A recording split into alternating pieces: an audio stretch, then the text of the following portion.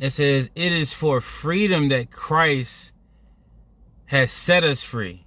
Again, it is for freedom that Christ has set us free. Stand firm then, and do not let yourselves be burdened again by a yoke of slavery.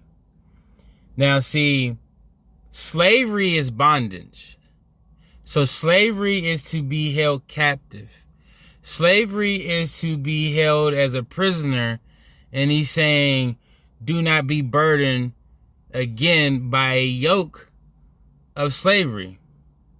So what Paul is saying is, don't try to be responsible for your captivity.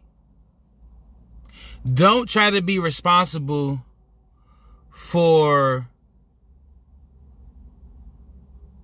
your sinful nature. And the reason why you shouldn't be responsible and try to control your sinful nature is because you are not the one who gave your flesh sinful nature. So that's why you shouldn't try to take on accountability and responsibility of something that you did not give yourself.